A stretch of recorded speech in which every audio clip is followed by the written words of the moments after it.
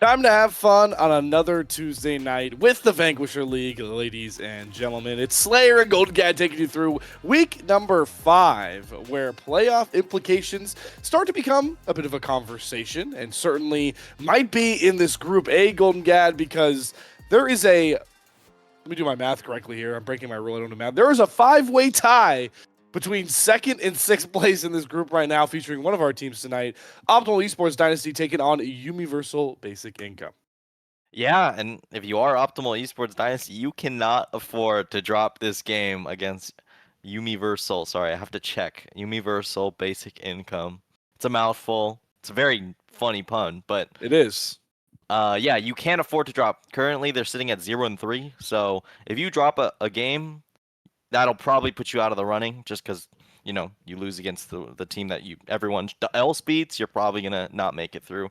So this is a very pivotal for particular Optimal Esports Dynasty, and it's really up to Yuumiversal Basic Income to kind of play spoiler here. So pretty excited to see what happens here. Yeah, I mean, yeah, you gotta take the win against the one team that isn't, because the rest of these squads are just there's so little separating them. I am staring at Group A, and I can tell you verbatim the difference between second place Tuxedo Magnum and Optimal Esports Dynasty, who are technically sixth right now. Oh, you can see it on your screen. I love it. As you can see, hey, 2 game score is virtually the difference here. Or I guess technically 3, 5 and 4, 4 and 6. That is what's separating you from the top and bottom of this Group A spot. Yeah, and I mean, right now they're currently sitting at 4 and 6, so the bottom of the table as far as game score goes, and that is the ultimate tiebreaker. For the most part, plus the head-to-heads, of course. So they really need to make sure they get on some of these matches. They need to win. I feel like, especially this one. This is kind of a pivotal one. The only other kind of team that you're really looking to maybe take a win off of would be the winning formula. But it's currently sitting at 4-0. I don't expect much resistance from the rest of the group. So I think it's pretty exciting stuff here. We're at a quite pivotal moment. Quite pivotal moment, while also sitting on a quite pivotal patch change. We had the change over to 14.21 happen just after we were on Vanquisher last week, or I guess they were live on Vanquisher last week. And you can see there was a lot of changes across the board here. One champion in particular that stands out to me, that is annoying me in my solo queue games. Corki is back buffed up, true damage buff, Valkyrie buff, and he is back to where we saw him in the peak of the summer. I would say July-ish area in the league, in league patches. You can play him mid, you can play him bot. He's OP wherever he goes, Golden Gad. Yeah, Corki's definitely something that you don't want to be messing with. I've been seeing it a lot in the bot lane, so I wouldn't be too surprised to see it down there right now. I'm going to put a special shout out. Teemo is playable, not going to lie, in both jungle and top, if, comp permitting. So I curious to see whether that'll come out. Neela also is quite strong, but no one ever plays this champ, even if she's OP. So probably won't see that on the table. And as far as nerfs go, none of them are extremely impactful. It seems like a lot of just love taps across the board. None of them really got hit too hard. I think Yone's actually hurt quite a bit, but not enough to where you just can't play the champion because, Yone things. Yone things indeed. We also have the new Swain rework, which I know Golden Guy did some research. We have some Swain players available in our matchup today. That new, claw, the E he throws out, it now doesn't go as far, but it's much quicker to cast, so there's less time to react to it. And then the new ultimate, which is, I believe, if I'm not mistaken, you can multicast it while you have people stuck in that demonic ascension. Yeah, I think it's every 5 seconds or so you get to explode. It's kind of funny. It's funny that they put a limit on it instead of just making it infinite. So, like, if you explode 100 times, the ult stops. But, like, that's an absurd amount. So I just thought that was some fun trivia there. But yeah, I do think it's a strong champion. I've been seeing it a little bit more mid after the changes. Before Swain was just this support kind of annoying pick. But now we're seeing it a bit more mid. They're definitely buffing him now because he's getting a prestige skin on the next patch. Yep. As they do. Hey, Another listen. champ. Oh, go ahead. Hey, listen, Riot's got to make money. Are we critical of how they make money sometimes? Sure, but they know what they're being doing. critical, yeah. I mean, you saw that Jinx skin? Oh, it's gonna be like $300. Hey man, Jinx is an Arcane. Yeah, That's an Emmy award-winning Jinx right there. that's That's true. all I have to say. But Jinx is also like an 80 carry that's extremely popular, and a lot of players like to get all the Jinx skins. So, I mean, they know what they're doing. That's definitely like real. Yeah. It's a funny conversation, right? Because I feel like about those like huge hundreds of dollars profile skins. I guess we have a little bit of time as players are still trying to shuffle into the draft, so we can talk about it. But the way I approach those conversations is like I'm in the camp of like when the Ari skin came around for Faker, I was like, nobody should buy this. Like, this is way too expensive. Riot's just trying to gobble a couple $1 million back up. And then I will admit, I will be the guy. If there was an Ezreal skin doing that, I'm not going to cap. I would have bought it. So if it was my champion, I'll respect it. How about the Mythic Chromas? Okay, this is the one that I think no one should ever buy. Yeah, those are pointless. Those They're are not even like special skins. It's just a chroma. Yeah, it's just a chroma. Yeah. That at least we come to some agreement there. I don't know if I'd ever drop 300, but I did drop 50 for the Ori one, so the basic one. Yeah. So. Yeah. I mean, this is coming from a spot where I was unfortunately one of the few young lads that was swept up in Counter-Strike Global Offensive when skin market was like that. Yeah. So maybe I've just been nurtured into this idea that spending $300 on a bunch of pixels is reasonable. Yeah, totally. I mean, the worst thing is I got a knife in CS:GO and then I got scammed. That's just minus like 300. It was great. Happened to me too. If I kept that knife till today, it would be like $1,000. It's like crazy. Yes. Yep. So sad.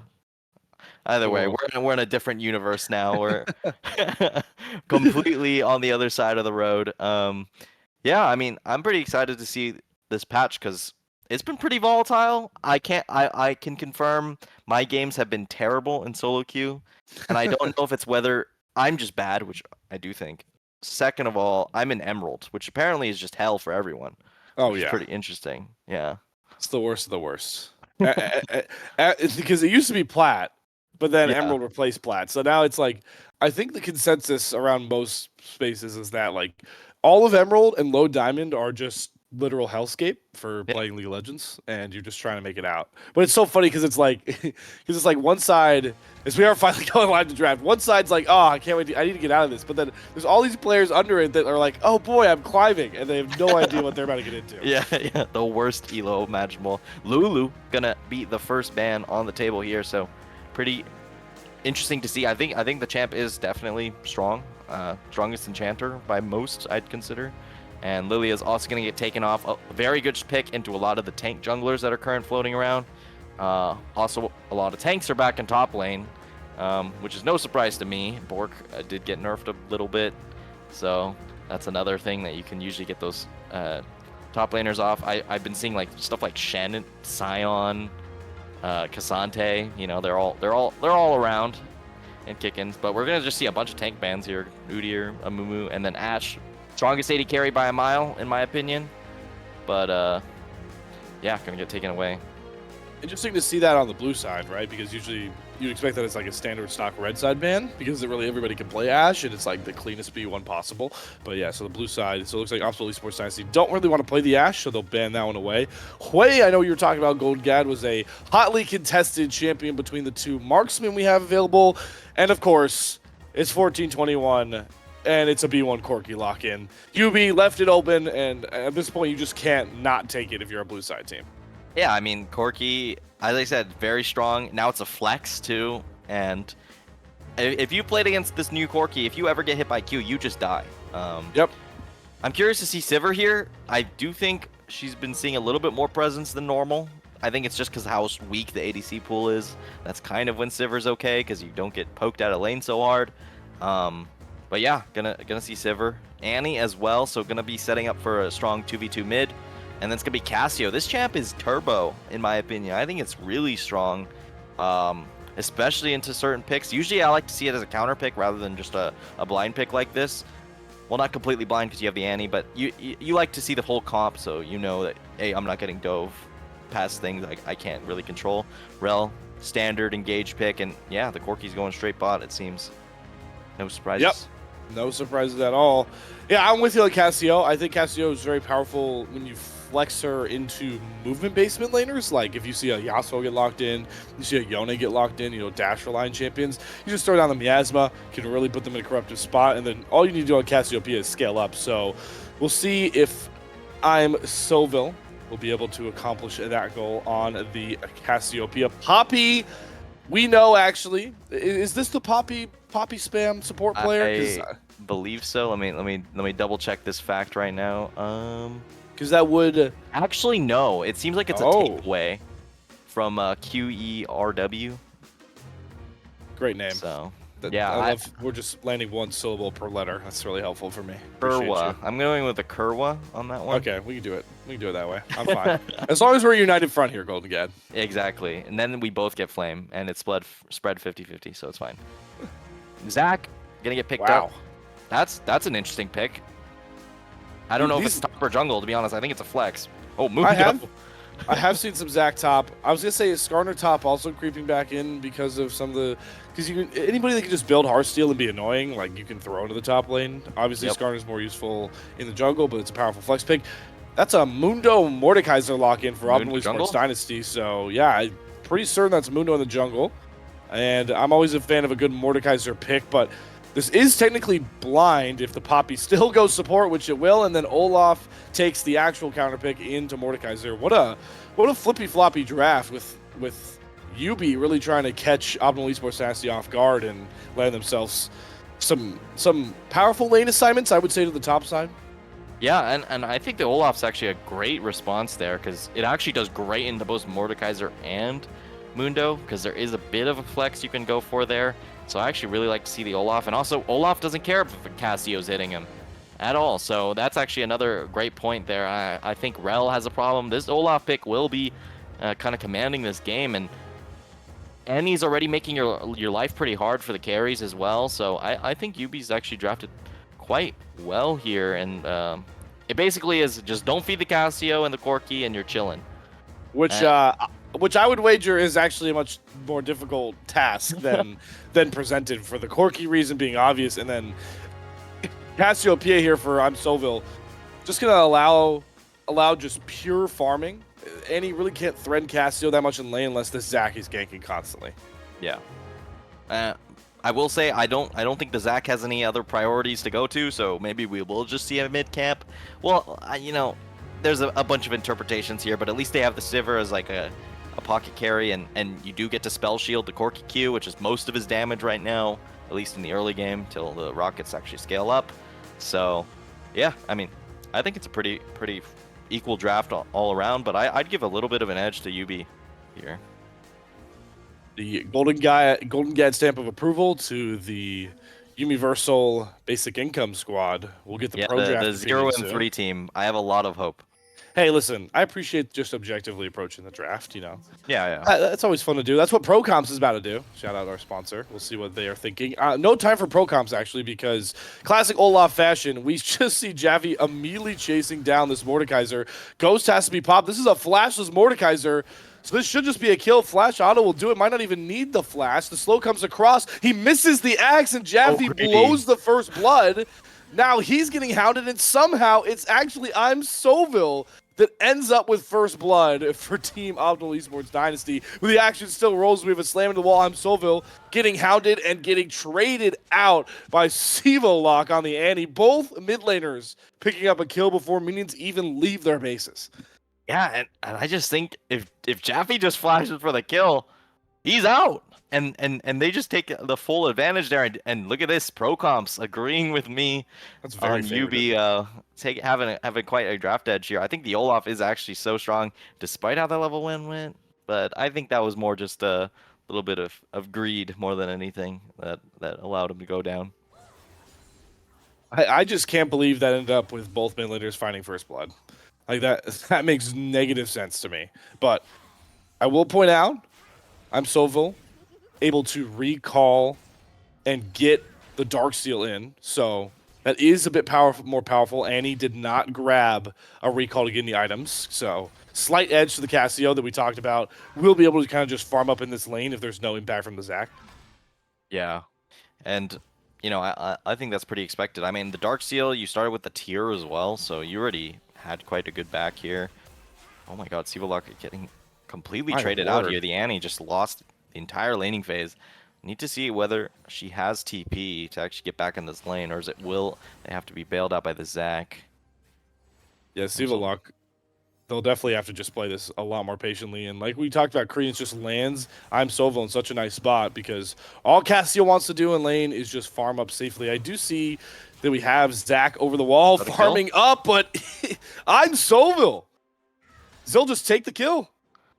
Yeah, and that's a pretty clean one. At least has TP to come back into lane here, but that is a dominant lead here for the Casio. And what was my one of two conditions? It is do not let this Casio and Corki get fed. And you correctly called out that it is not so easy. So, yeah, I think we got a bit of a game on our hands. Certainly feels like it.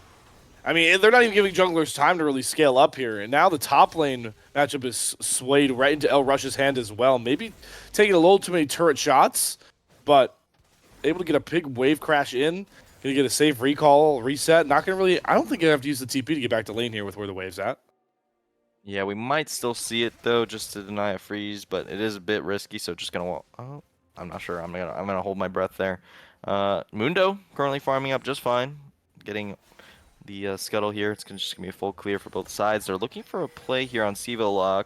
Oh, Has no flash. The engage range is a little bit rough here for the side of OED. I wonder if they're waiting to see if Sivalok drops their stun.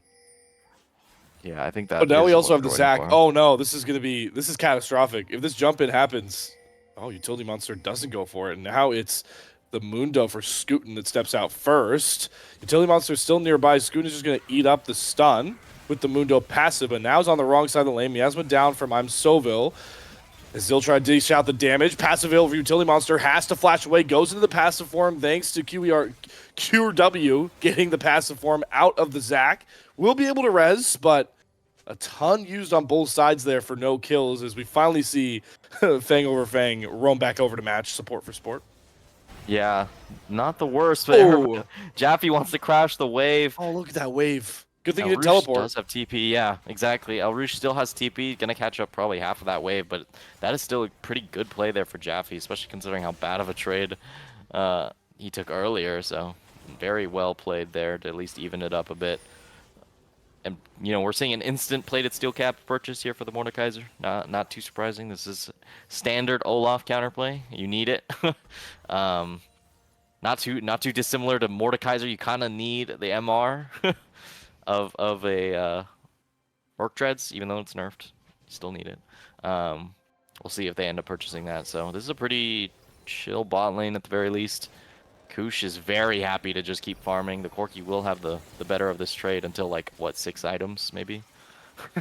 Yeah, I mean, I will say the one credence to Sivir players that they'll always preach is that technically Sivir at 6 items is one of the biggest hyperscaling champions. As we'll get a replay. Look at this top lane skirmish. I'll save my breath here. It's just called top lane. Yeah, This this is is what pretty happens. big. Jaffe missing the Q at the end again. kind of echoing the level 1, but probably gonna just push in this wave and get this solo kill down. Yeah, it was a pretty standard there. Let's go Oh, for it. You know, I thought the shield might be enough there, but I think some of the minion damage helped out there. yeah, Mordekaiser. That's the one thing I think a lot of people don't recognize with Mordekaisers is you actually should opt to trade with them in minions. I know the passive tells you not to, but he gets isolated Q damage if you are away from minion waves. This is certainly away from minions, but that Q was short again from Jaffe, and with the Ghost, Rush is able to rush on out of there. Did No, commit the TP though, yeah, true. and Jaffe still has it, so he can actually just freeze here, kill the cannon, TP back if he wanted to, but it looks like just gonna catch up the wave and walk it out. They are gonna get Grub's pressure off this, so it's pretty fortunate. The Poppy is in the area as well, so it's pretty free on the Grubs here. Oh, first time Mordekaiser. Okay. Thankfully, not too difficult of a champion to play in general, but we'll say very difficult into the Olaf. You saw there, El Rush didn't use the Death Realm because when Ragnarok's going, Jaffe is not going to the 1v1 arena. So it's a really tough spot for Mordekaiser to be. We just have a lot of first-time picks in this game, actually. Yeah, just straight first time in. I mean, it seems like a pretty good draft for UB here, so I think it's good shoutouts to actually just play these champions that you haven't played before, because especially in top lane, yeah, a lot of times if you have the counter pick, you'll just win. in isolation at least. Yeah. Jaffe, no mana here though. It's a little bit scary. Mundo in the area. Rel also converging on this top side. They're gonna spot Zac on the Krugs here though. They could go for this dive. Utility Monster does not have passive available, so you could tell that Scooter recognizes it, can't just go for that play. Jaffe's gotten some mana back to be able to throw down some damage, trying to cut the wave down, but it's still pretty plentiful. No Ragnarok up just yet. He's going to flash and just trade El Rush out before the Mundo and Rel can get back over. Gets a big shield. The healing is enough. Jaffe absolutely outplaying Optimal Esports Dynasty to save himself from a dive. Yeah, the presence of mind, giving the mana back to actually be able to survive in that trade, being able to W again was kind of crucial. So very well played there from Jaffe, and UB's coming out to a pretty strong showing, but the gold is still pretty even. I think majorly in account of mid, I'd assume, even though the CS looks somewhat similar. I think the gold is actually quite tipped over to the Cassio. So get the freeze going. Also, lovely statistics. I always love production. Chris at TES Esports able to throw up there. I just did the math. -1. They should. Good call. No, good call. Good call. Utility Monster, they showed the statistics the Utility Monster had against the winning formula, and I went, no way are you telling me? And it's true, Golden Gab. The only game win Yuumiversal Basic Income have on this entire split is against the winning formula. The only game loss the winning formula has in Group 1. See, they got a high peak. That's what I'm saying. And you know, when you have just draft master classes like this, it's just like so easy, you know. You just take a win randomly if you win draft. We'll see if this rings true. If they lose this game though, I'm completely talking out of you know where. So yeah, I was gonna say I think Sovel has something to say about that on the Cassiopeia. Yeah, allies completed first item there as well. Yeah, surely my Annie will one-shot the Cassio, right? Oh, yeah. Yep. Yeah. Definitely doesn't get outscaled, for sure. We're fighting over this dragon as Utility Monster slings on in. Sivolok, they'll have the stun with Tibbers available as everybody with the top laners are down here. Jeff God Gamer trying to hit QERW on the side. In goes Utility Monster, gets the knock up onto the Mundo. Scoot trying to kite back, but Jeff God Gamer's damage is too big, and a great Tibbers combo from Sivolok locks down the Corki. I'm Slowville. They'll show up late to the play here, and there's not much more to be found for Optimal Esports Dynasty, and if they're not careful, they'll lose more members. Yeah, Fang over Fang, good reaction on the flash there. Almost got grounded, probably would have been a death here. I'm so vile. Gonna go towards mid here, and yeah, it's a pretty well played fight there. I think Jeff God Gamer did a great job of just, you know, hammering in the damage while the Rel was just autoing the control ward, and that, you know, bouncing blades just end up doing a ton here. Zach just gonna fly in, get that minion wave going, and yeah, it seems like a pretty good position to be in if you are UB. Dr. Muno on the top side, but I don't think you're in a state where you can actually 1v1 this Olaf at any point, so... Oh my god. Yeah. I'm so vile. That was nearly a vile trade into Utility Monster. Does get that Zac healing, though. Able to heal off the camp and get back. But this Cassiopeia is still scary. And it's important to mention that, you know, the one big fight won by Yuumiversal Basic Income, I'm Soville not present. Yeah, and I think it's also hard because Sivir is actually very short-ranged, and Cassio loves short-ranged AD carries. So I'd be a little bit scared. It really is just going to come down to Sivolok needs to, you know, stun the Cassio to at least get some fall. Jaffe, very low, that no is Jaffe. mana. Stuck in the Death Realm, so El Rush gets the kill, gets a huge boost. Doesn't get the claw to cancel the hop out from the Utility Monster, but both junglers expending their flashes. Big kill to find, though, for El Rush, because that is going to all but silence any Void Mites in this game. It feels like going to be 3 grubs apiece. Yeah, they're looking for I'm So Vile in mid, surprisingly, but no, it's a fake play. Happens all the time. Jaffe does have TP. Finally, I think this is the first TP of the game, maybe, for Jaffe here. So, Right onto a minion. yep, Not gonna even the just turret. run down El Rouge. Not gonna find it though. Rel is on the top side here. Jaffe does have the Ragnarok, so could look for a play. Mundo also in the top side. They really want to make sure this Olaf cannot freeze on this wave. They've done a decent job at it. Still gonna get a bit of a freeze. Yeah, but you So, can't really freeze with the Tiamat anyways, so. oh, that's true. I didn't even see the Tiamat till that point. Are I'm curious if already carries are playing League of Legends at this point, actually, because we look every time we look bottom lane, it's just Ku shoved under his turret and Jeff got gamer resetting after playing the easiest farming AD carry in the game. That's Sivir. Yeah, I mean, Corki at a 0-0-0, you're pretty happy with that. Sivir has a bit of gold here, 102, but it's actually still kind of even, only 300 gold apart from each other. Yeah, pretty much across the board. There's no real standout gold leads. I guess just the support, Poppy, 400 gold there. That's about it. So it's still a very even game. And coming into the mid game, you're gonna get pretty scared of this Corki and the Cassio duo until you hit that late game spike. Annie not gonna hit the R. Oh, yep, no tippers, but they have Jaffe on the flank. They're going for I'm So Vile, commits the flash. Big stun back, but it does not matter. The Ragnarok prevails for Jaffe, and the big bad Cassiopeia falls. Yeah, Olaf doing Olaf things. Can't get CC'd, and you know OED drafted a comp pretty much centered around CC for the most part. So wow, Jaffe actually committing flash there. I'm pretty surprised, but the Death Realm could have come through, and there is no Ragnarok there, so it is a little scary. But I think he could have taken him. However, he really does need to buy those boots that I was talking about earlier, Needs the especially considering boots. it's Mundo, Cassio, Rel. Exactly. I will say, you know, there is a lot of CC involved, but I'm curious to see how this game evolves because there's a lot of go buttons for Yubi. Annie stun, Poppy engage, Zach hopping in, but there is a lot of good ways to stall out that initial engage, right? You could have El Rouge pull, you know, the Zac or the Poppy into a Death Realm 1v1 that they lose.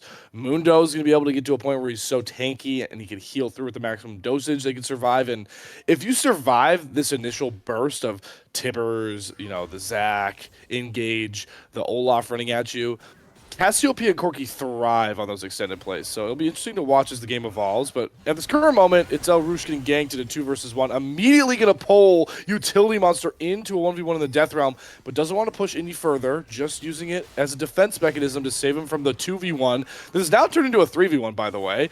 Mid lane, we have the mid laner scuffling. Tipper's down, but those poison fangs from I'm So Vile are so goddamn powerful. But Tibbers gets the revenge trade of mid laners as we do see El Rouge die to the 3v1 on the top side. Yeah, not even so bad here for Sivalock. Still has the TP as well, so going to be able to kind of join a fight early. As a consequence, though, they are going to get forced out of the bottom lane here. Another wave going to crash in, no response here. I think that was still a net positive here for Yubi, so very well played indeed.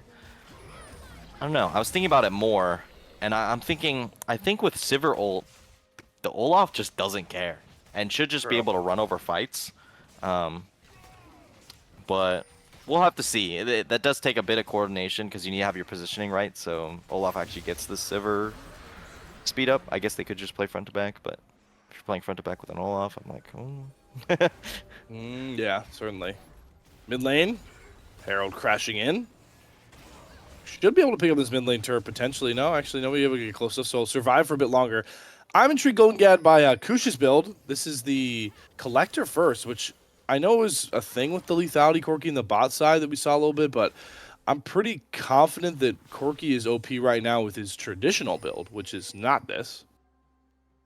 you know, I just went to a stats website. It kind of is even, it seems, between the two Okay. builds. So I don't think missing out on much here for Corki. Maybe a little bit more consistent on the Trinity, and you're a bit tankier. So crit Corki. It's funny. You know, some people like playing the funny stuff. So Well, the funny stuff is going to have to help Optimal Esports Dynasty get back from a deficit that is seemingly building, especially if they just pick off Scootin. Pops maximum dosage, but it's not enough healing through the damage that Sivo Lock brings to the table. And QERW is hitting B with a great screen back to the base. Huge petrifying gaze from I'm So Vile, looking for the trade. This Cassiopeia's damage is online, and with Koosh swinging over, they force the passive out of the utility monster, and Fang over Fang can only watch as his desperate teammate Booger collapses, and maybe Fang over Fang dies next. Koosh with the rocket shot finds himself a double kill, and here comes OED with vengeance. Yeah, that was actually a play on kind of a knife's edge there. Annie, crucially, when she dies, loses the stack, so the Q's midair. Is about to stun Cassio, and since Annie goes down, it actually doesn't stun, so Zach can't get the follow-up. There's no Poppy follow-up either, so yeah, you're gonna see it here. It's actually quite close. Scootin gonna get one-shotted, which, you know, happens. Sivo Luck just pops the ult there, finds the damage. Rel goes down as well, so at this point it's a 2-for-0, and then a good engage here for I'm So Vile is going to find it, and the Annie's going to go for the Q at the end, but you see the stun got canceled, so there just wasn't any damage follow-up there onto I'm So Vile, and Fang over Fang just walks it out. This is a ton of gold to Koosh. God, I'm glad we're showing this, because this is a make-or-break rocket. If that doesn't land, Fang over Fang is out. Koosh hits it, gets himself a ton of gold back onto this Corki. It's going to be pivotal for OED. Scootin back to getting 1 versus 3 this time is going to avoid the first stun lock. Jeff God Gamer throwing down all of the damage, and it's another petrifying gaze from I'm So Vile as they'll bail out their jungler from another untimely death. But can't say the same for El Roosh in the top side as he's just getting ran down by Jaffe. Yeah, this top lane is not going to get any easier from now on. I don't think the Mordekaiser ever wins at any point. And Cosmic Drive. I thought the same thing. That's a very interesting purchase there. I guess just wants to play for team fights, but I don't even know if that's real. Yeah, I mean, I know. Okay, I'm So Vile's going to try and clean it up here. Gets the ground. Olaf does not have enough healing to get through. So I'm So Vile really putting Zare back on the team. Their team's back. Yeah. OED definitely showing how it's done as far as the mid lane performance. I think Corki's also quite in a quite strong position to actually carry here, so I think that's going to be the main two factors. But the rest of the roster has been struggling in this game. Herwa, as I aptly call it, hasn't really found any big engages here. It's especially difficult since you have Poppy and Sivir, who both kind of neutralize that Rel engage quite well. And then on top of that, you also have Mundo, who just is getting Olafed all the time. So, you know, I'm worried for OED, but I think they still have a good position here. They just need to find kind of a neutralizing fight. It's been a lot of tempo here for Yubi, kind of uncontested, besides going down that one time near Raptors. So, certainly, it really comes down to protecting the carries for OED long enough. Maximum dosage already popped for Scoon, who's just been the target constantly from the UB comp. Look at the healing he gets, though. He's delaying a long time. Teleport going to come in here from the Mordekaiser. Great Keeper's Verdict from Fang over Fang. The Petrifying Gaze hits 4 from I'm So Vile, but Zale can't do it all on their own. It's going to have to be Koosh to fly over the wall, instantly pick up a double, and he's just murking through the health bars. They buffed this champion? Are we serious? Koosh just wiped the fight and wiped the floor with UB, grabs himself the quadra kill to grab Optimal Esports Dynasty and Ace. yeah, the Corki just does so much damage, finds both of them, and then the Cassio TPs to the bot side. I actually think they could have just done Baron, the 3 of them, without the jungler. It's a little risky with the Hex Gates up, but they have so much damage between this Corki and this Cassio, so I definitely think it was possible. Jaffe gonna get pressured here. The Rel is in the area. I'm So Vile has no Petrifying Gaze, but the Ragnarok is in the pockets here. They're gonna surround Jaffe now. Ragnarok gonna have to come out like you called, Golden Gad. Gonna pop it here. Has finite time to use it. Fang over Fang close by. There's a big slow, though, from Scootin. Ragnarok is down, but Scootin doesn't want any more of the smoke. They don't know where the rest of Yubi is, and that was a smart move because, boy, all of them were pouring through the Hex Gates towards the bot side. Yeah, now they're actually teleporting behind. They want to look for this fight. Oh. There's going to be flash tippers. Oh, Sivo Lock. They'll not find the big spot. Big Miasma from I'm So Vile. And watch again as the Corki and the Cassiopeia are allowed to just dish out stupid amounts of damage. Cusco's Godlight. Sivo Lock will find the trade onto QERW, but both carries still untouched. Now they're going to have to play on the back foot, and it's now time for Jaffe and Jeff God Gamer to turn this game on its head. 5 versus 4. They capitalize for a quadra kill. Yeah, Jaffe finds the positioning, flashes in, finds so much damage with the help of that AoE as well. And, you know, at the very least, El Rouge is going to claim up this top turret, but that's a Drake and a 1 fight with a lot of shutdowns here for Yubi. So I'd say they're putting themselves in a great position. Obviously, the stacking is not as fast as they'd probably want, since Jaffe can't be at every fight. But they still find some sort of advantage there. These are fun games, Gold Gator. We just have so much damage, and it's like, who is in position to do the most damage first? But Yeah. you know, watching this fight back, I think one thing becomes pretty clear: don't fight Olaf in a pinch. Oh yeah, definitely not. The nice flash reaction there from, well, it was a miss on the flash there. Not going to be able to find anything, and then Scuden is just way too far forward. Rel goes for the engage, but actually gets bopped away by, I'm not even too sure what it was, but the engage just goes sour, and Jaffe now can just walk forward. Jeff God Gamer still pumping in some damage. Scuden's going to pop the ult, but there's just no ability there to survive, and Scuden, no ult here, is just going to go down, and that's Baron for sure. Scuden, it's been a rough game on the Mundo. Supposed to be able to survive a ton of damage, but not when you're the only target. And yeah, like you mentioned, it's now going to have to be Almo Esports Dynasty. Are they even going to try and contest this Baron? They don't have El Rouge, nowhere close by, does not have teleport, and they don't have a ton of vision on this Baron pit, so they're just going to try and take down standing gold as they can find it. It's going to be 1 pick onto Scuden, giving purple banner to all of Yuumiversal basic income. Yeah, Yuumiversal basic income is I don't know if this is just basic income. They're also getting some passive income and some active income. Oh yeah. They got it all going on right now. Now they're sitting at 4K gold, finally able to get away with a gold lead. You know, the game was so even for like 20 minutes, and then all these fights happen, and they just go all the way towards Yubi. This is still definitely a scary game. The Corki can still pop off in these fights, sitting at just 2.5 items, it looks like. Cassio also fully online at the 3-item spike with Leandries, so definitely could still do a lot of work, but it's not going to be so easy since your engage tools just have not been working that well. I haven't seen El Rouge in any of these fights yet as well. Does have the Leandries done. That's a lot more stock standard for a Mordekaiser player. Still don't know about the Cosmic Drive, but the map's starting to get stretched here as Jaffe's trying to use his Baron to knock down a top inhibitor.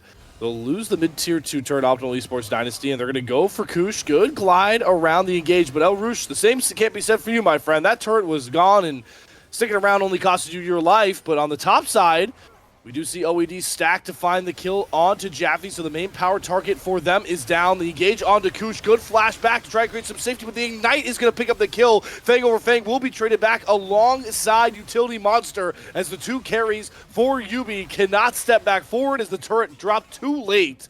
So base broken open by Yubi, but it's certainly going to cost him.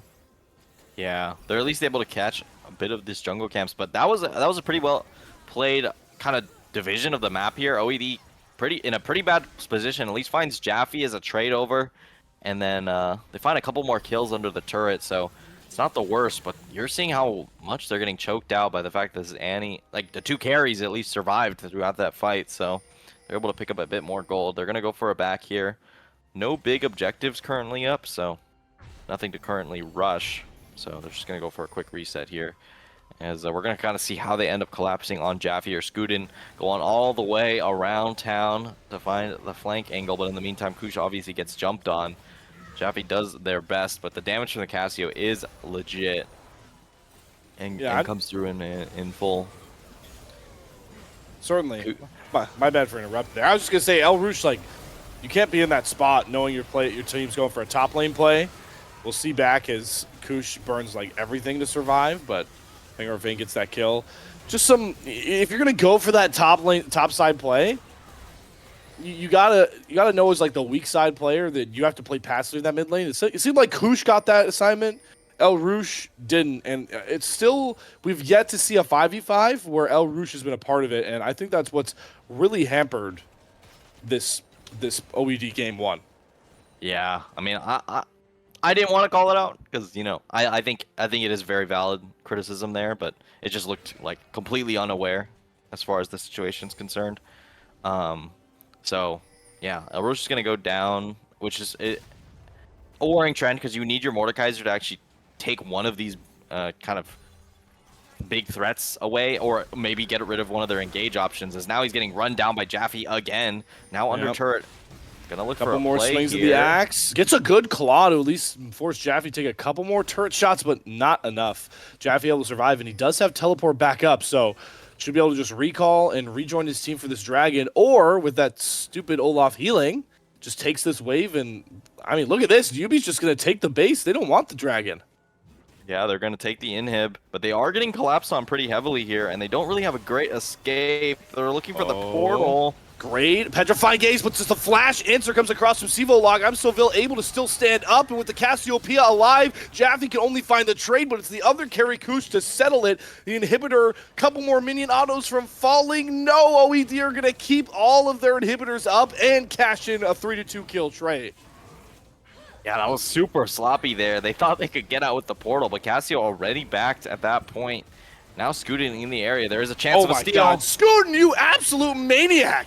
Immediately flashes the wall, steals away the dragon. That's going to make sure Soul Point is not a reality. Scootin's had a rough go of it in game one, but he might have just shut down the major win con for Yubi and sends the rest of them scattering back towards their base. Yeah, and they forced them out to get a recall here. Unfortunately, no one's pushing mid. That could have been a free mid turret here. Instead, they chased just a little bit. El Rouge is going to try and push bot lane here to get a bit of damage on that turret, but now Sivir, Poppy, and Annie all back on the map, so they won't be able to find too much out of it, but they at least get the Drake. They stop the stacking, and it's going to sit at 2-2, so you don't have to worry about that Elder Drake forever. As you see here, Jaffe just finds the 1v1, and then I just think it was such an ambitious look to just go for the inhib raw. They thought they could just take the portal, which was very surprising to me, but they find the inhib, and they don't just instantly walk back because they can't. The QE RW is just behind them, and Jaffe's not there as a follow-up fast enough, so Imsovile is able to flash away and find a bunch of damage. At least gets traded out, but not going to mean too much here. You know, in picture, we do see that OED has a full control of this Baron area. Six might just flashes over nonchalantly, as Corporate Mundo does. My favorite part is that, like, he doesn't even ward over the wall. Like, he knows it's low, just flashes, smites it casually. Like, it could have been at 10k health when he flashed that wall, and it wouldn't have mattered. There were no wards in the pit, but Scootin just is playing fearless after such a rough start. But this is where Mundo starts to shine. It doesn't matter what his scoreline is, Golden Gad. Once he gets to 3 items, he is a very problematic champion to deal with. It's now OED that are starting this Baron up, trying to burn through it. Jaffe is not present. He is not teleporting in. He wants to take the inhibitors. It's going to be a steal try now for Utility Monster that does, in fact, fail. He will be able to find El Rouge, who does not pop the W to try and save himself. And the backs are getting canceled here, so Jaffe is only going to have to contend with Imsoville as Tippers comes out from Sivolog to try and hold these backs. They're doing a pretty good job of it. This is going to cost OED at least an inhibitor at the very least. So as this fight goes on, keep in mind the base of OED is crumbling. We're going to finally see Scootin pick off Sivolog with one more auto, and it's the supports going supportal combat. But that's leaving Imstoville to try and clean up the pieces, and Koosh will get back to finally shut down the Olaf. Now this ragamuffin fight across the rift continues back at the Baron pit as Scootin finally falls to Jeff God Gamer. And we can take a breath, Golden Gad, with 2 inhibitors costing the Baron play for OED.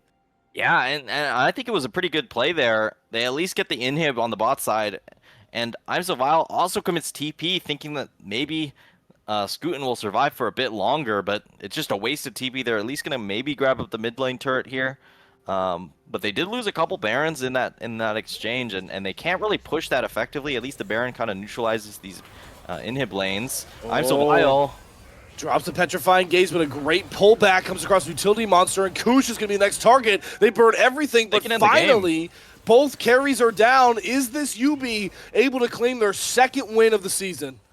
There is a minion wave headed towards the base. El Rouge is going to try and walk forward. Surprisingly, Jaffe is going to TP towards the top side. There, it looks like they're just going to go for the triple inhib. It looks like Utility Monster wants a bit more. Going to get ulted immediately in the Death Realm. I don't know if El Rouge has enough damage to get this kill. Hits the isolated Q. He needs a bit more. There's no passive. Does pick up the kill. Is it El Rouge's time to shine? With the Ghost Pop, they just run down Jeff God Gamer. And that'll at least keep the game alive and maybe even save this third inhibitor.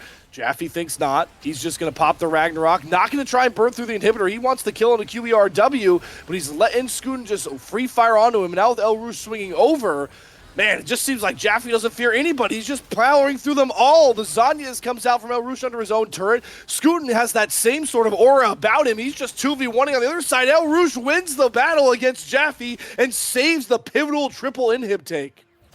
What a sloppy series of plays. I think if Jaffe just joins the team in mid there, they just end the game.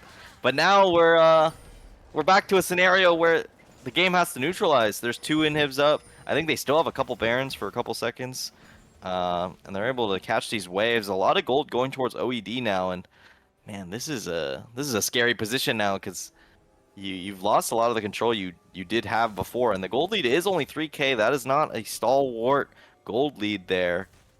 They might be able to find an opening here. I'm just shocked that Jaffe didn't just hit the inhibitor with Ragnarok. That triple inhib is a death sentence, but yeah, like you mentioned, was a little more greedy for the kills. Another big play for El Rouge as he's feeling himself, finally getting some items behind this Mordekaiser. All right, so the Drake take is going to go down.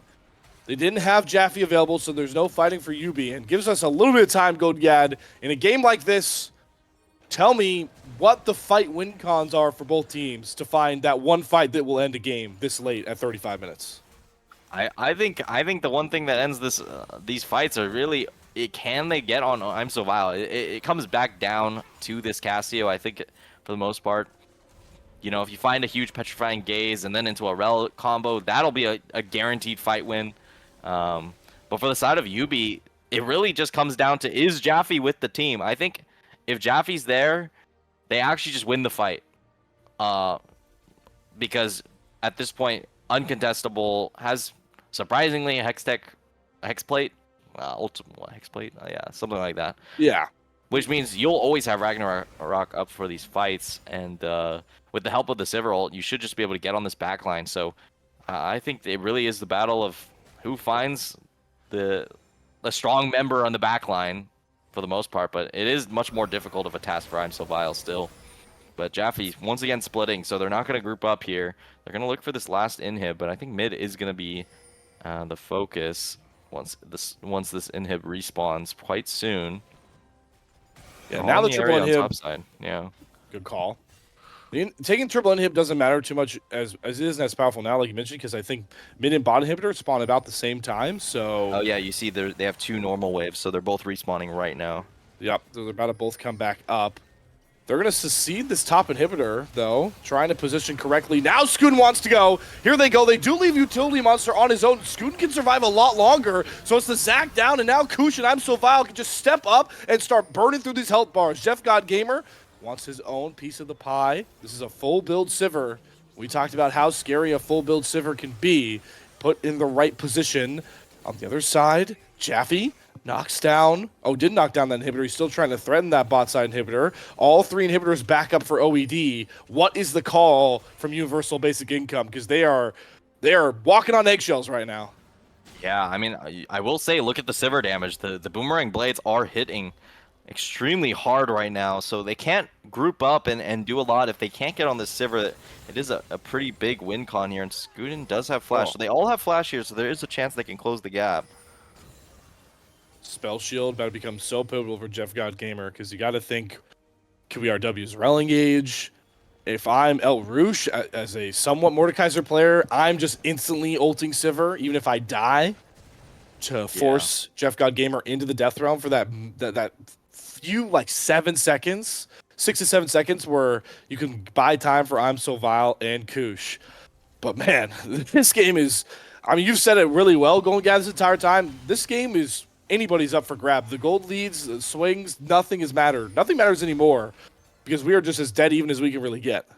Yeah, especially since the Dragon started going the way of OED, so there's no Elder on the table either, so this game could go on for quite a while.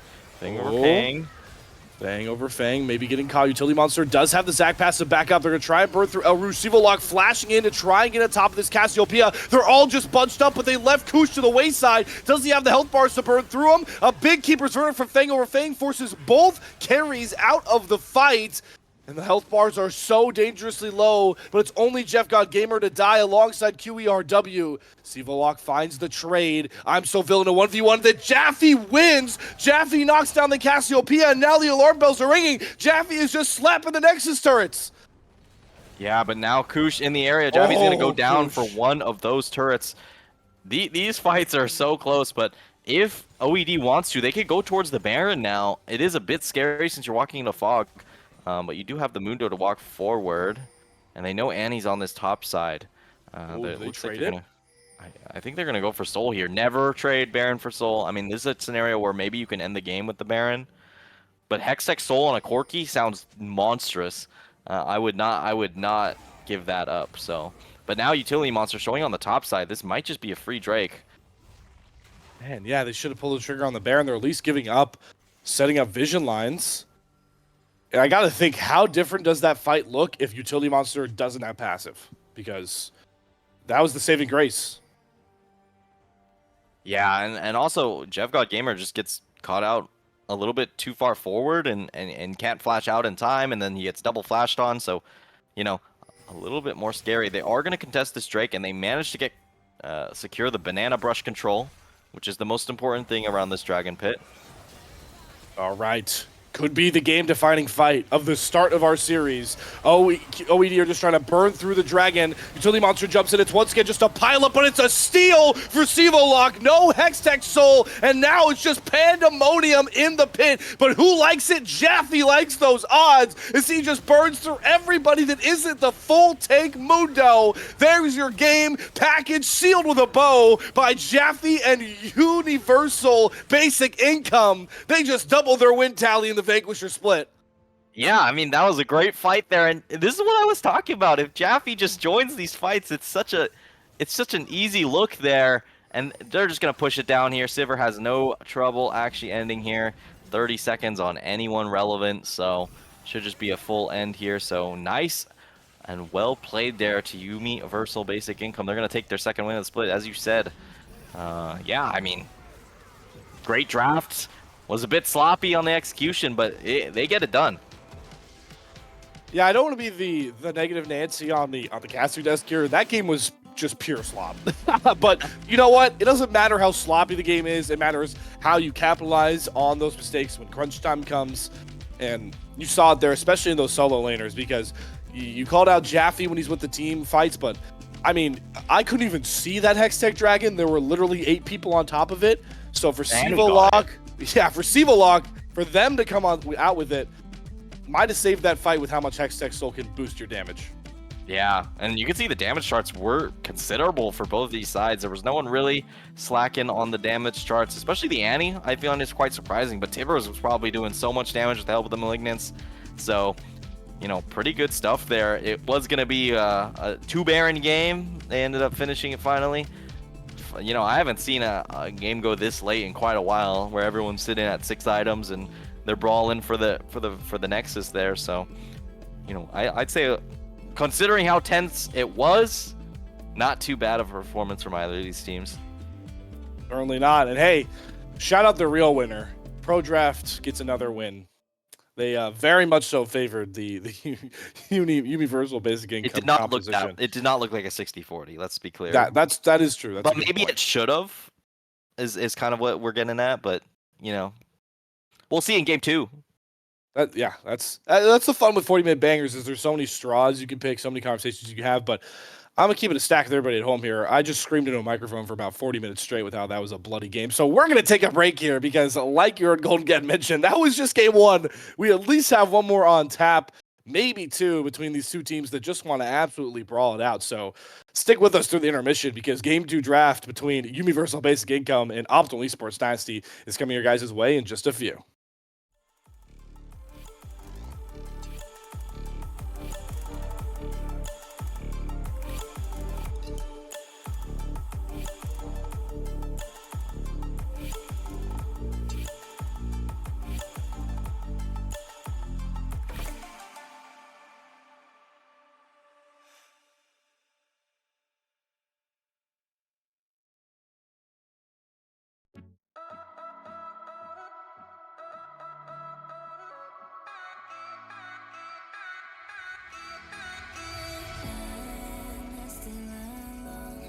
Since you left me, nothing has been the same.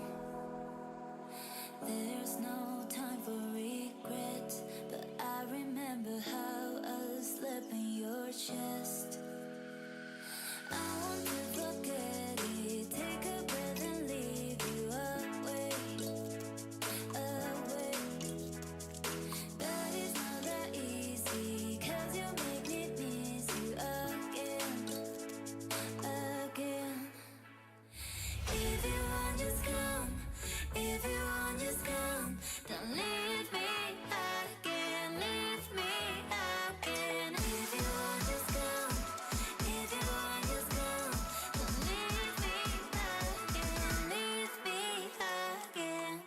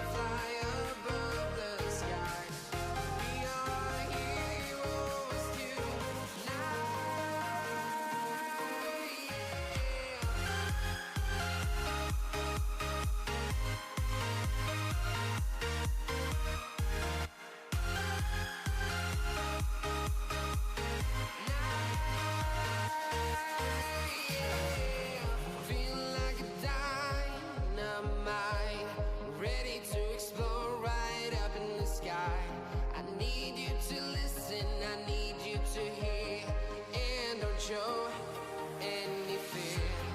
I've been flying from town to town, from London to Taiwan. I've been all around the globe trying to protect your soul. We are heroes tonight. We will fly above the sky. We are heroes tonight. Yeah. We are heroes tonight. We will fly above the sky. We are heroes tonight.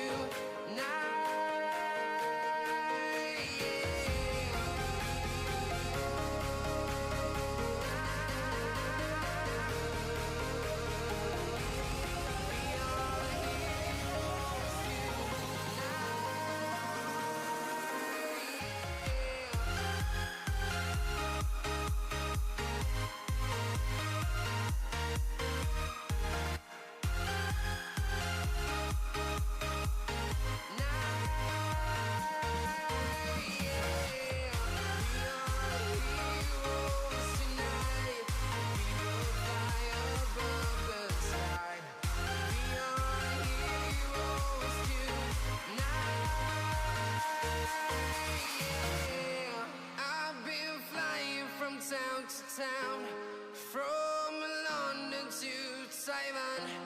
I've been all around the globe trying to protect your soul.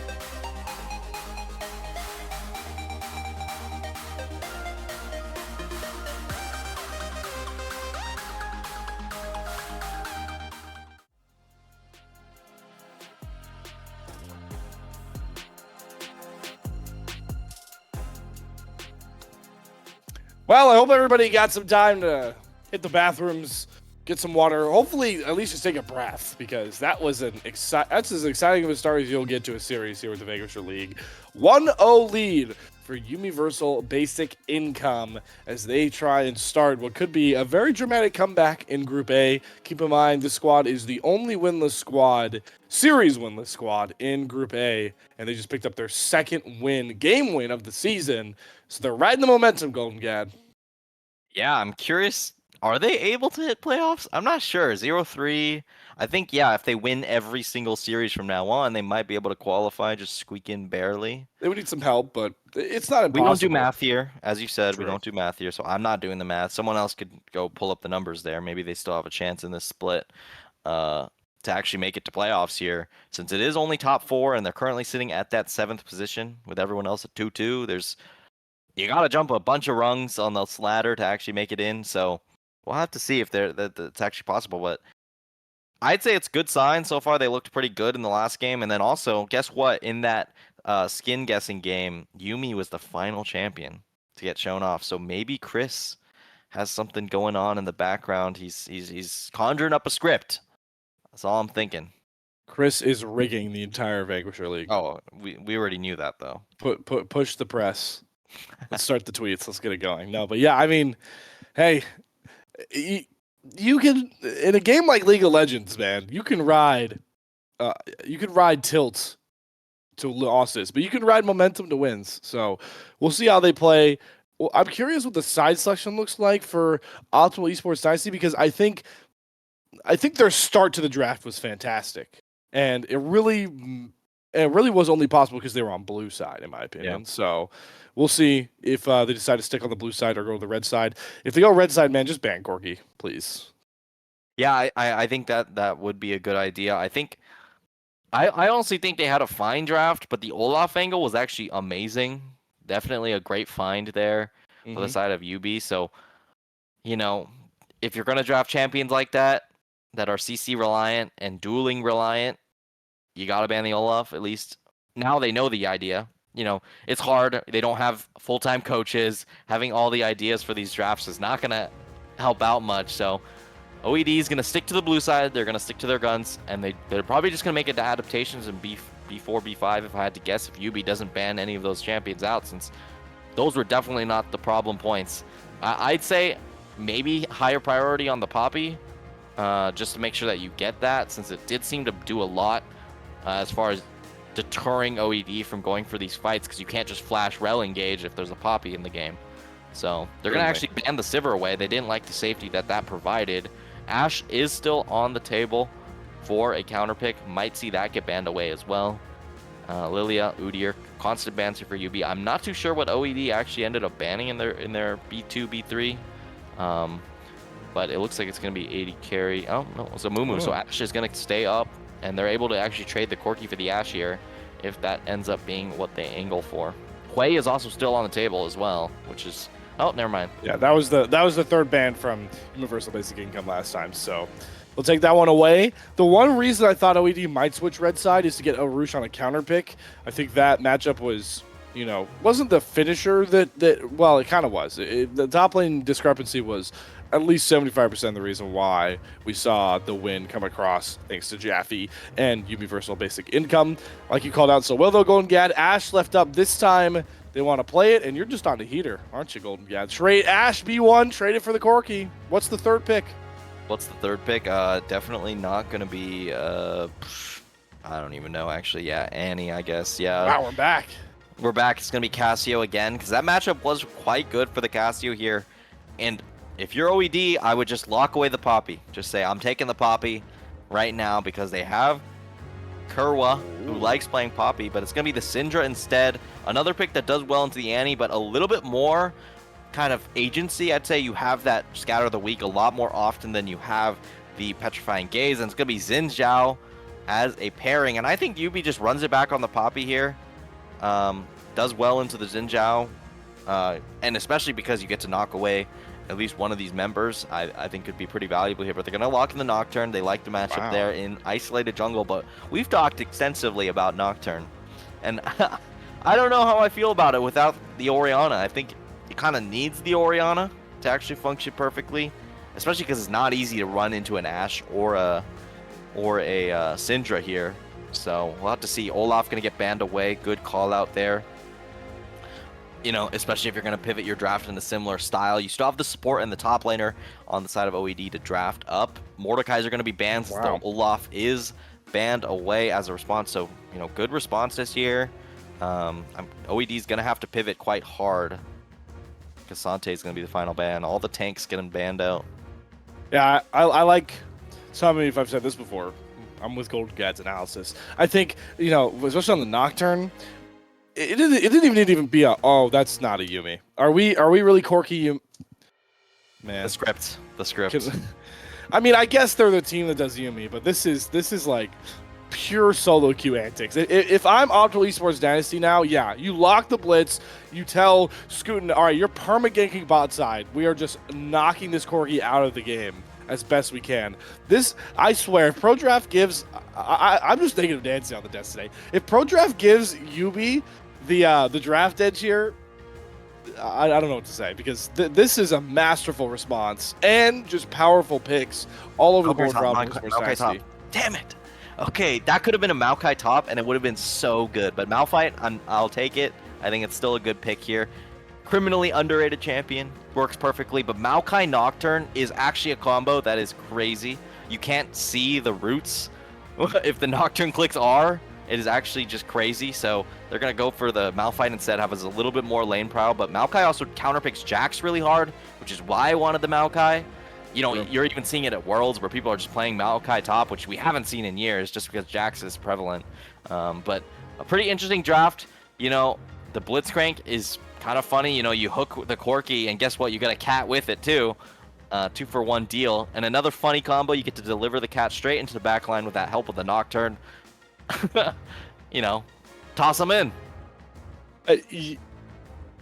There gonna have to be some serious leads for Yubi, in my opinion. Like, the Nocturne does not have a dive. Like, okay, I'm not being serious about the Yuumi being a dive buddy. There's no actual Nocturne dive buddy but a Malphite, which I don't think will be going AP to bring that burst. Like, the fight that I think Yubi are looking for is a Nocturne, Malphite, any flash ult. How often are you going to get that into a team with a Crescent Guard knockaway, a Syndra stun, an Ashe Arrow, and a Blitzcrank? We'll have to see, as we are, in fact, on to the Rift, as Yuumiversal Basic Income are looking for their first series win of the entire split. This is the first time they've been able to put themselves on match point since they played winning formula back to kick off the season. Yeah, this is, I don't know how I feel about the Yuumi. You know, you said I don't think Nocturne's going to dive buddy with the Yuumi, but I don't know. I just have some weird feeling here. That the Nocturne will be with the Yuumi. I don't know, just an inkling, because I think Nocturne actually does benefit quite a bit from all the things that Yuumi does provide. But that's a good point. Wow, they really like the what? All right, it's the Malphite. I swear to God, it's the Malphite. Or is it the Corki? Well, no, because the Corki didn't sway. That's more favored to Yubi's comp than last game. Yeah, which is shocking to me. I guess maybe Yuumi is just OP. Only one way to find out. We'll see also if Jeff God Gamer builds Kush's Corki build path. I'm still going to hold true that I don't really care what U.GG's solo queue stats tell you in competitive. I think it's still way more valuable to go Trinity Force, Moramana. But that's a long ways away for Jeff God Gamer, because this is a nightmare lane to play if you're a Corki with a Yuumi on you, let me tell you. I don't know. They won the first trade. Look at this. Auto spacing and Ashe. No, I'm kidding. Obviously one hook and the lane is over, but you know, so far at least making it work. I will say Yuumi, if she lives the hook, she can actually block hook. Yeah. It's risky. It's possible though. Certainly can be. Jeff God Gamer will get the push in. As you see our top laners brawling it out as well. Curious what these jungle paths are going to look like as well. We do see, though, that I believe Jaffe's running Grasp alongside El Rouge, so should be a take Malphite. Still very dangerous to throw those ults in, but not going to be very dangerous if Jaffe's just getting bodied. El Rouge, you got to feel like he's got some anger in him after the last game. Yeah, picking the Jax, you know, kind of a traditional, like, goes even in every lane, but if you win, it is a very scary prospect. So Elrush showing it so far to Jaffe. HP is surprisingly equal because the shield just came up here for Jaffe, so that trade actually went quite well. No jungle attention towards the top side here. Zinja already in this bush. Yeah, he spotted out Scootin. Scootin, are we lagging? That was standing still for a very long time. Maybe it was all just a ruse. Problem was the QERW did not hit the hook. Scootin takes a very big loss of a trade and completely slows down his clear, by the way. This is going to be like on a timing. Utility Monster is like currently up 3 camps. Yeah, it kind of looked like a DC. I don't know. It was strange. There were no pauses to come through, so I guess it came back in time. But also the Blitzcrank hook went just slightly wide, which could have just been a free kill on the Corki. It was still level 2. Oh, there we go. Lance hook this time. Jeff God Gamer trying to kite back. Exhaust onto Koosh, who does have the volleys going up. Jeff God Gamer is going to go for the heal double barrier bait to try and see if he can find the trade, but QRW is going to flash, secure the kill for Koosh. In the rough lane for Jeff God Gamer's Corki goes one way. Il Rush gets a kill back. Fang over Fang. This Yumi's got hands. What the hell just happened? No way the Oh my Yuumi just God. killed that Ashe. And now just completely taunted on him. Oh yeah. This is a fun game. Utility Monster also gonna chase down El Rouge. No way they get out of this. Oh, all right. Now you can't get the execute. Gonna get the counter strike stun. Beautiful spell shield. So, all right, it was a bit salvaged for Yubi. That, by all regards, should have been first blood and 2 kills over an OED, but they stabilized the gold. Yeah, 2 for 2. Pretty solid there. You know, it looked like not the worst trade there. You know, Corki actually, there's an experiment with Corki jungle right now because W actually kills camps extremely fast. So you saw Blitzcrank after the hook stood in the pool for a bit and it really hurt. So, you know, it's not necessarily the easiest trades here for the Blitzcrank Ashe lane, but they still had the edge there in that last one. I love in the barrier meta, like the gotcha moments AD carry players go for now. You saw it there, like Jeff God Gamer was 2% HP, and he knows that he has heal and his own barrier, but also at the same time, Koosh is trying to bait as well. He's like standing still. He's like, oh, I'm so low as well, and then they both just immediately slam their keyboards and see whose heal and barrier can outlast the other one. I just think it's funny how we went from like ghost meta. Well, we went from heal meta first, and then ghost meta. You know what's next? Exhaust meta? I mean, I'll be honest. There are some matchups where I've taken exhaust on AD carries, so maybe. And you just got to sometimes. I totally get it. El Rouge. Into Samira? You kidding me? Yeah, I'm just spamming exhaust. My support won't play it.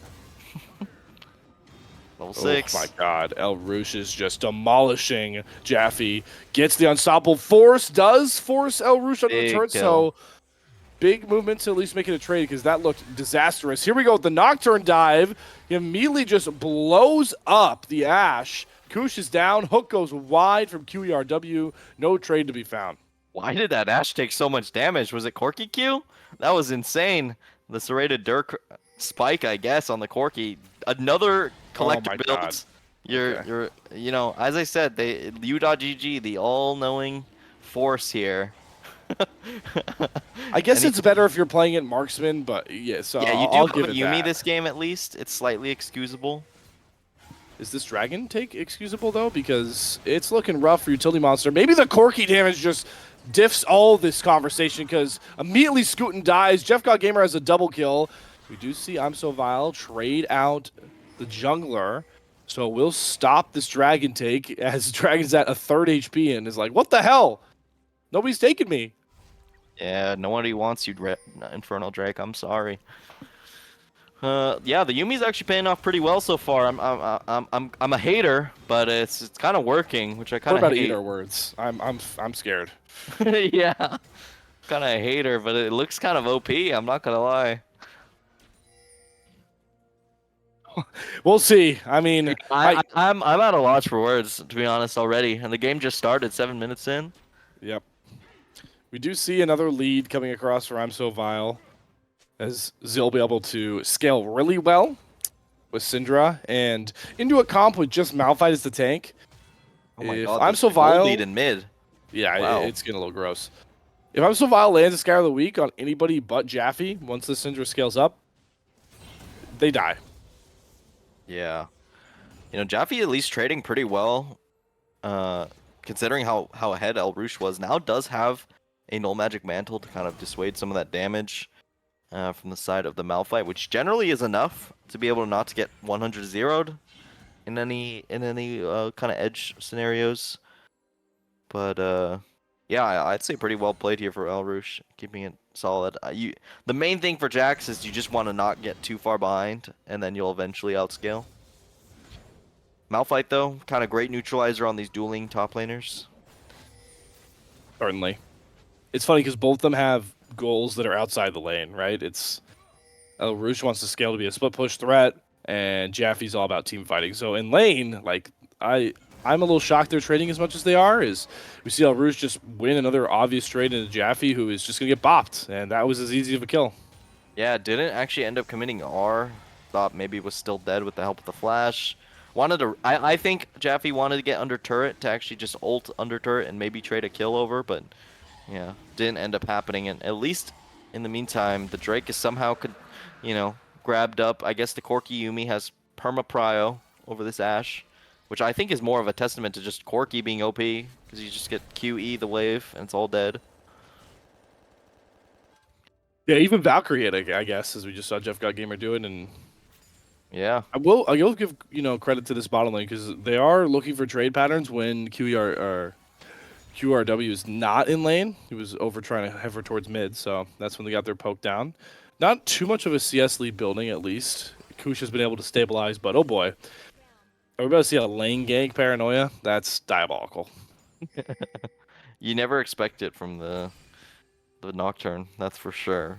Xin Zhao is in the area, so may be able to respond. Let's see if their comms are good here. Okay, might be a good set trap here, because in goes Utility Monster, immediately flash out of the Ashe, but it's flashes galore that have to be expended. Jeff God Gamer commits his as well. He wants the double kill with Yuumi power. What can Jeff God Gamer do? Let's see if he can out-heal Scootin. Trying to get the knock-up. Wind becomes light, and the heal's not enough. Is it going to be Fang over Fang to do it again? The minions, a couple more autos. The healing isn't enough. Yes, the Yuumi falls. The healing comes through. Triple kill for Scootin. I've never felt so relieved to see a Yuumi die. Oh my god. I thought it was going to be another one. Jaffe trying to find El Rouge under turret. Gonna just go for a big trade here. So I'd say that play was actually pretty solid. It did end up going the way of Scootin, but the Corki ended up getting all the gold there. And that's definitely who you wanted on at this point, especially with the help of the Yuumi. Jaffe could actually just get solo killed. QW might just kill. Oh, I'm so vile. Kills off Sivo Lock. They'll have to pack it up. Flash auto comes across. Unfortunately for El Rouge, as stylish as that looked, didn't calculate the fact that there was a jungler sitting in fog. Oh boy, action continuing bot side. This Corki's damage is ludicrous. One collector, and this guy's just shredding through a robot and a helpless Frelordian Queen. A double kill to Jeff God Gamer. I'm terrified of this Yuumi Corki combo. Who would have guessed? You get an OP champion and you put a cat on them. Yeah, that'll do it. One extra item for you. Jeff God Gamer showing why they ended up picking this. Utility Monster just gonna go straight onto Scootin. TP from Jaffe. They're looking for it. Blast Plant, very effective there. Clutch factor. This is scary. I think Yubi's in a great position to close it out. Obviously, Syndra still has a potential, but I don't think you're one-shotting Jeff God Gamer through with a Syndra. You need a little bit more follow-up, which is where the Jax would come in, but I don't know. It seems a little scary because Annie, you have Jax and Annie, so it makes it much harder to actually be able to dive the back line. Definitely good sentiment. Oh boy, we have more picks galore happening. Utility Monster. That flash is going to be followed, but the fear. Scootin gets out of the fear range, then re-engages with the dash. One more auto. Really well spaced around the Nocturne's kit, but stop me for this one before. Oh, okay. That's a big shutdown. Is that not even a shutdown? How in the hell? Yeah, this new patch, just changed the entire game. What would be a shutdown in the last patch was no longer. I mean, I think there's maybe like 50 extra gold on top of his head, but that's about it. Oh boy. Sivo Lock rough lane. Here's the one thing I will say, that you pointed out so well, Golden Gat, is that the one lane where for Yumi's style of play, or Yumi's style of play they need to win is not that lane. Hello, Jaffe. I did not see that coming. Jaffe just needs to, be an ult bot. Lock needs to farm up enough to be a somewhat reliable ult bot. They got Yuumi. Oh my god. They're diving with the Yuumi. It's happening, Golden Gat, but why are we diving this turret? Shut down, double kill, back over to I'm So Vile. Man, that was aggressive. They're going to give this cat PTSD.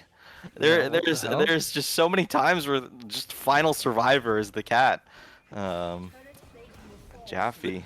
Walking it out.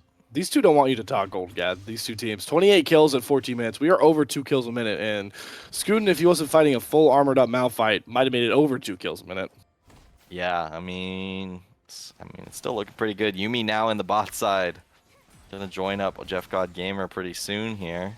And we're back to the strong combo. No more diving shenanigans, which I told you was gonna happen. You called it. I just had a You were feeling. right. I don't know. Something was in the air. Now Kerwa back in the bot lane, so no action gonna come out onto Kush. They do have a prio yet again to go for this Drake, and it looks like they're just gonna try and grab it up immediately. I don't think they can contest, and he does not have Tibbers at the very least, but in the top side, Jaffe, El Rouge still pushing it out, but you can see El Rouge already taking the turret. El Rouge does have teleport advantage.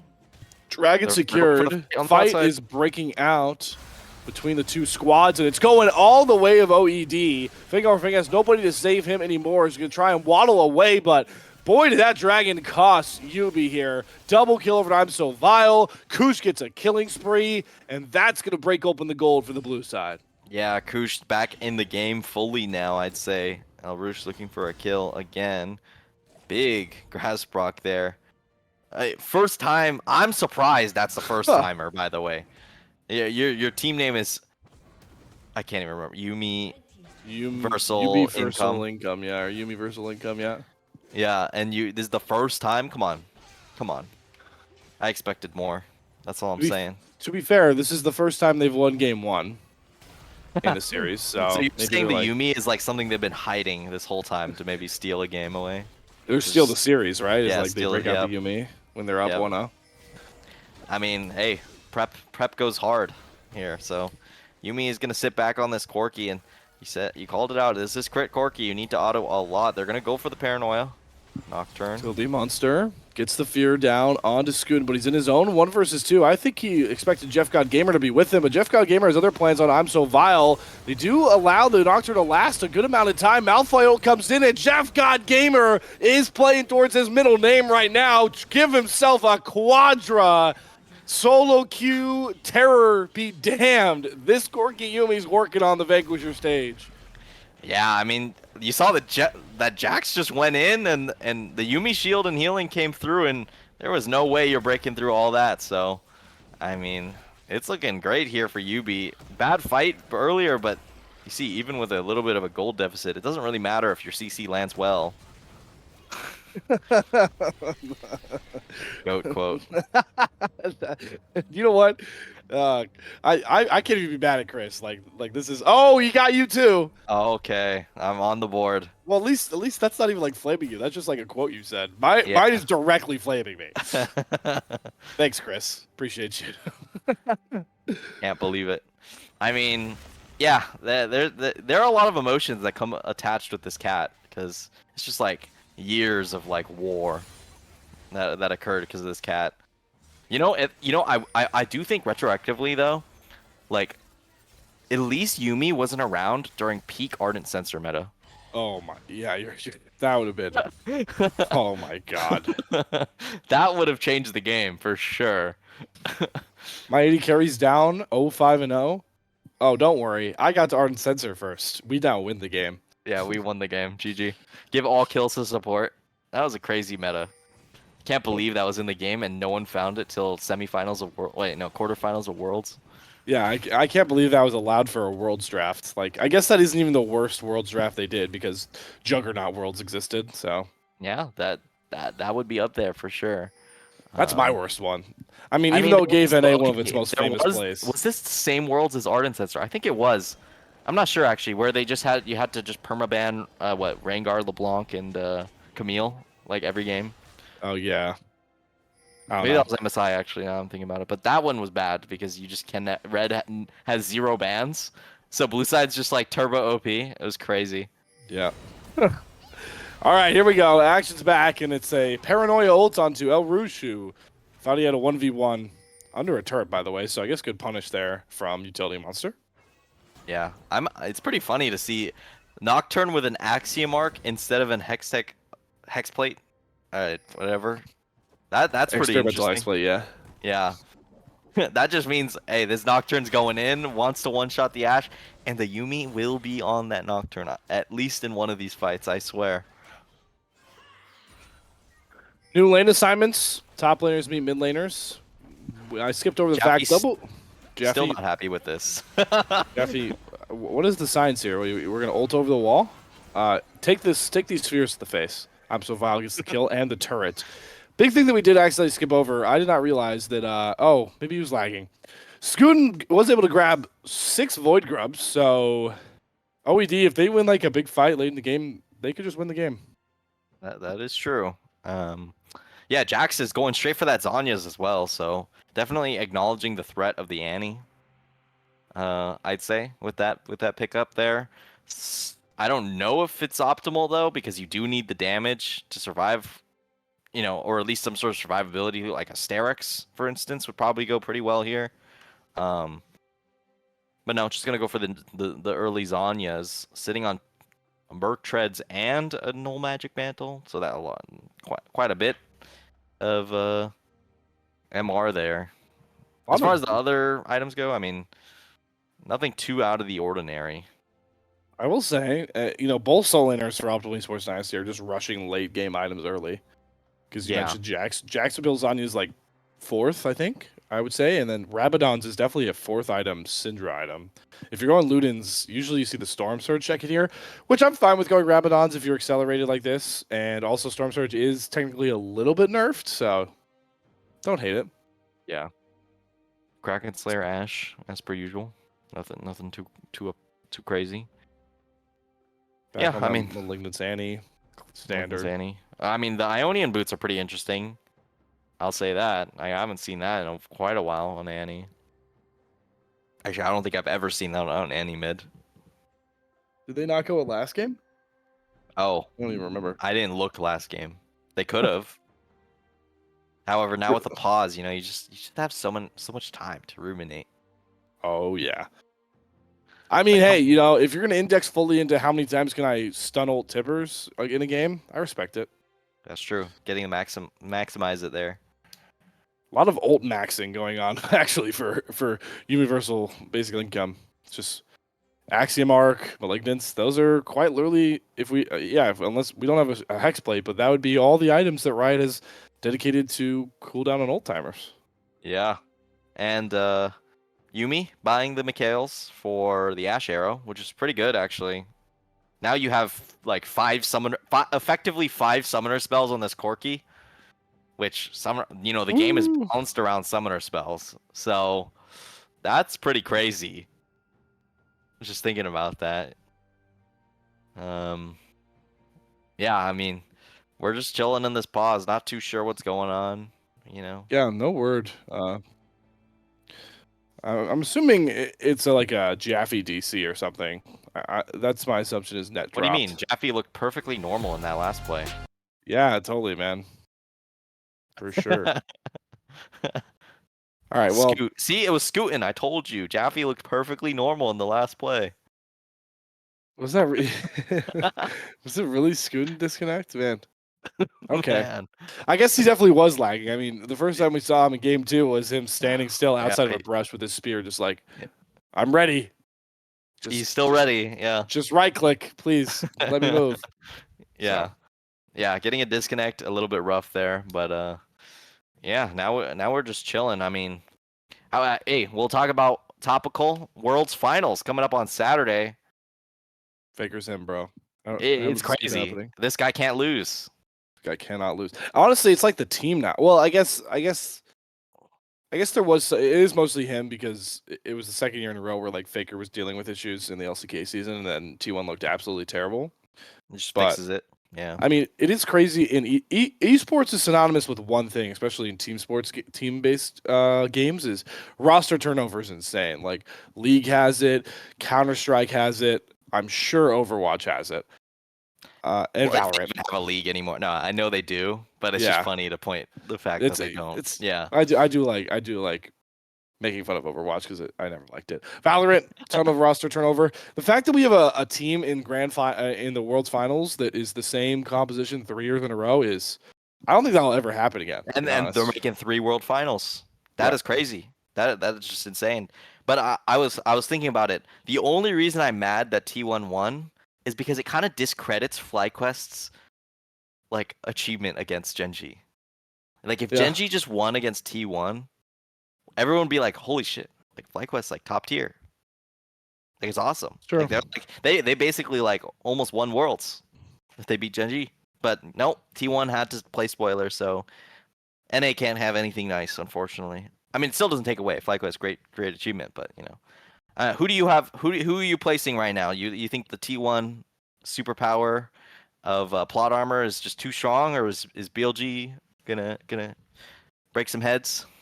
I feel like we're due for I feel like the plot armor is not going to be enough You this don't think time so? around. You think Mega Ben, Giga Ben, that's his name. The There you best go. top laner of all time versus the best mid laner of all time. Yeah, I think the best top laner is going to earn one here, but it definitely is at least going. The only way to beat T1 is to go 5 games in a World Finals. So That is true, and I will say, like, I mean, Genji looked bad.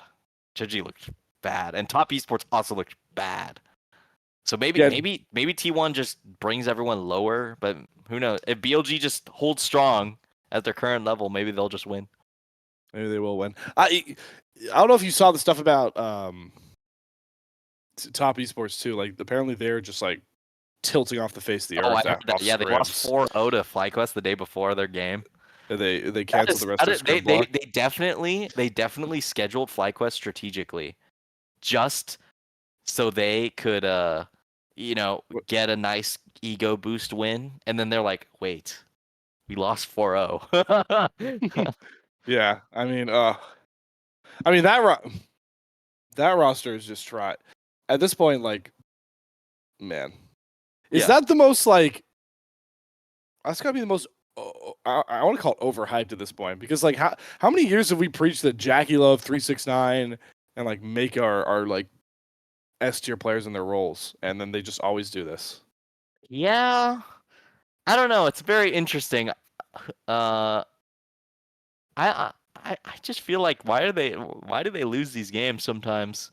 It doesn't make sense to me. Like it's like Tion just runs it down sometimes. 369 is just invisible some games. Cream, we're not expecting too much out of Cream. He's pretty fresh, so that's excusable.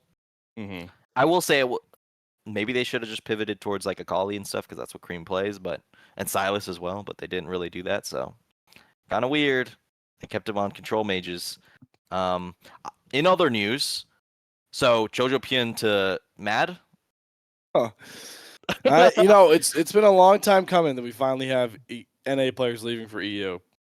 Yeah, I mean they've gotten offers before, but it's always like bottom tier EU teams, and people just don't want to take these bottom tier EU team. No. But, I mean, I'm surprised Mad even offered JoJo, but it just worked out because I guess JoJo's now suddenly NA's least desirable player.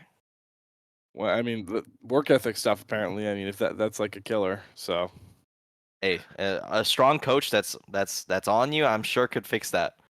Because they were saying EG was just fine. I mean, yeah, they knew that it was an issue, but they addressed it fine. So I have no idea. who knows? Yeah, it's just all speculation and that right We're now. just And we're just yapping about tier 1. What's more fun than hearing us two yap about the top level of League of Legends play is everyone's favorite Who's That Champion game. We still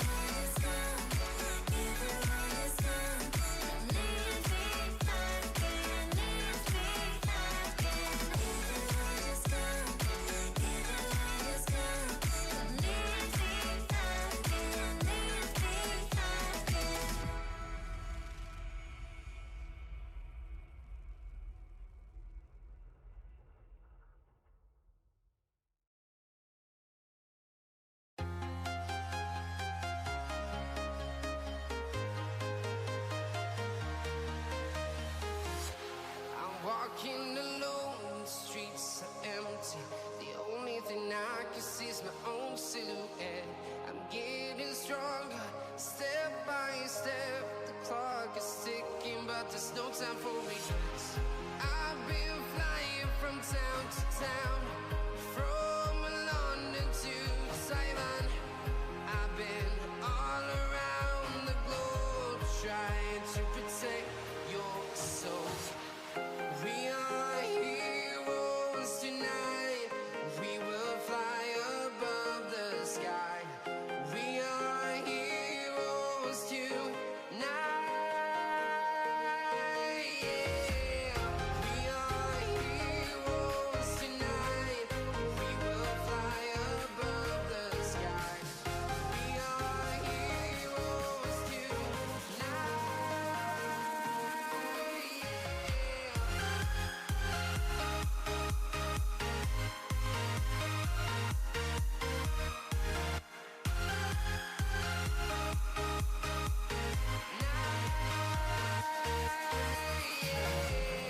Feel like a dynamite, ready to explode right up in the sky.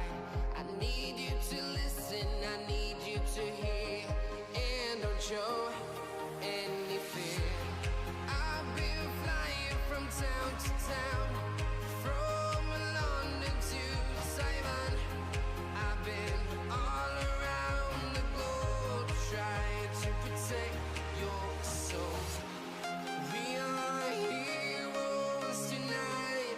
We will fly above the sky. We are heroes tonight. Yeah. We are heroes tonight. We will fly above the sky. We are heroes tonight.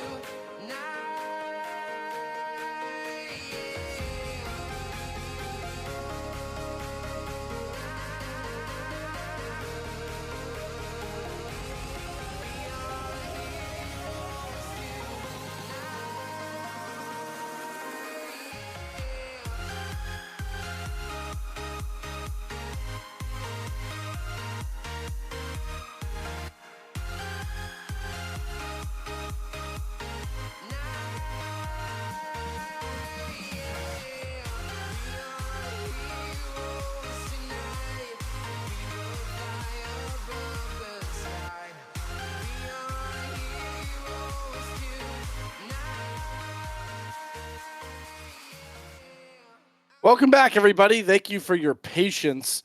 We had a double whammy happen. So the pause went down, but then spectator client froze on us mid-pause.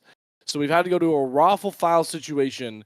But the prevailing point here is no change at all. We're going back in the game right where we left off. Yeah, we're live. Wow, shout out. Good thing the raffle file still works. I was scared it might get corrupted, but here we are. We're back in game here. No real interruptions indeed. And yeah, just gonna be pushing up the mid lane turret here. Jeff God Gamer, of course, with that Corki. We have to remind everyone this is a Yumi in the game. This is not real. This is not fake. That's what I meant to say. And they're gonna put the Rift Herald down mid, and there's a lot of people in the area. There really is no support here for Jeff God Gamer. Ooh, dodges the arrow.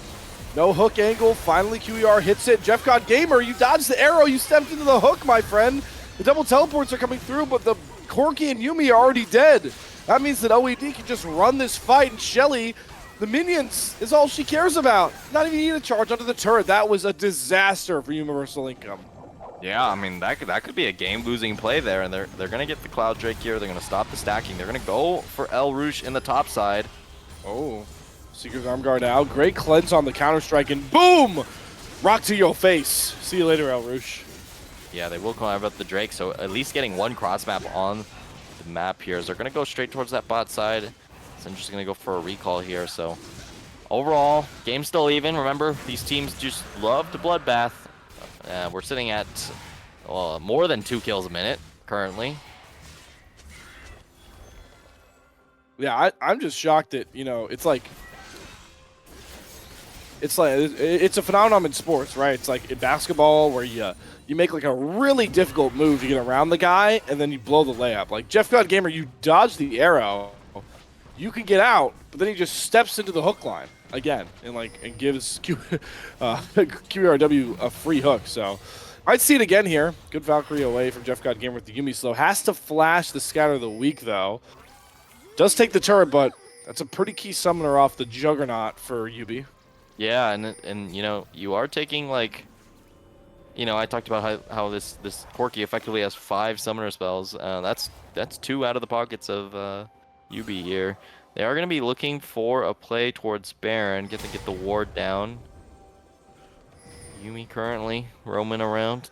The one weakness of Yuumi that really keeps her out of like pro play currently is definitely the fact that she can't contest vision well.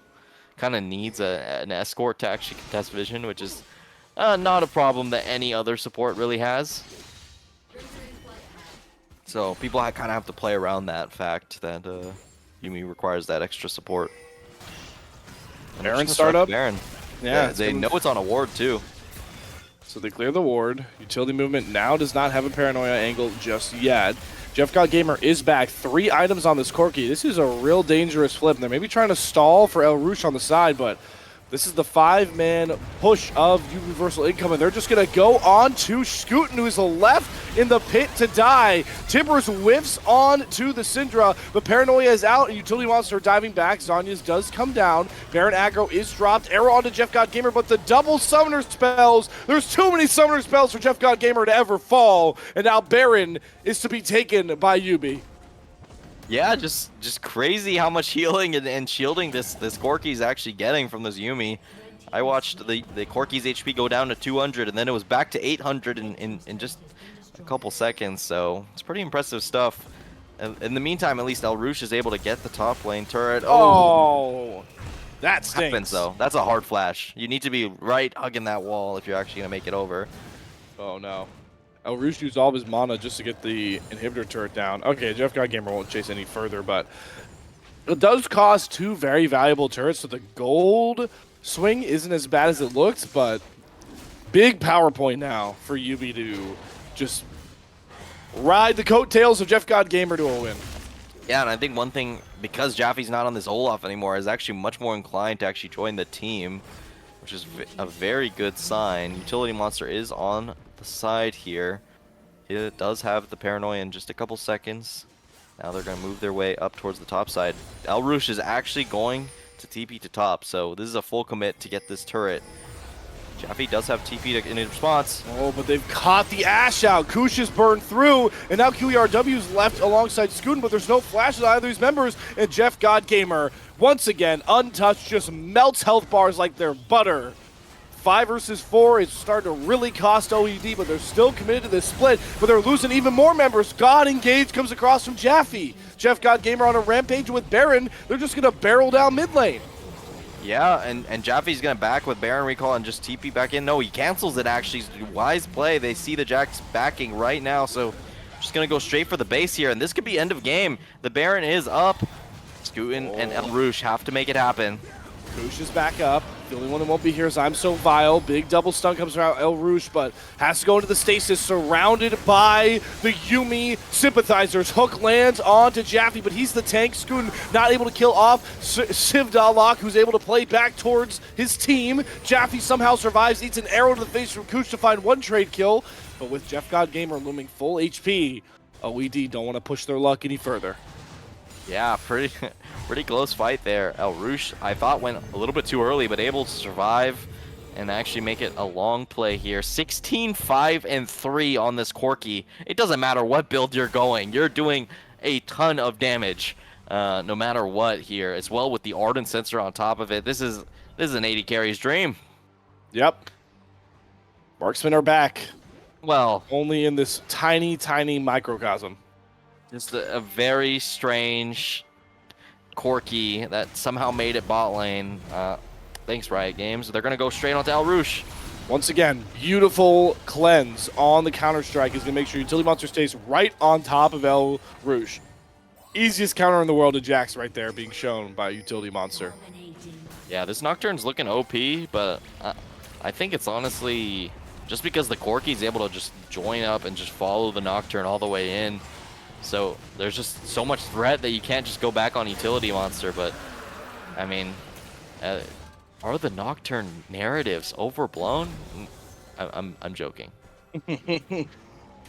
Hey, maybe with this new build path, helping rescue. But yeah, your prevailing point is everybody on Optimal Esports Dynasty is terrified that if Jeff God Gamer is nearby any pick play and they're not diverting all their resources to killing off the Corki, they probably lose.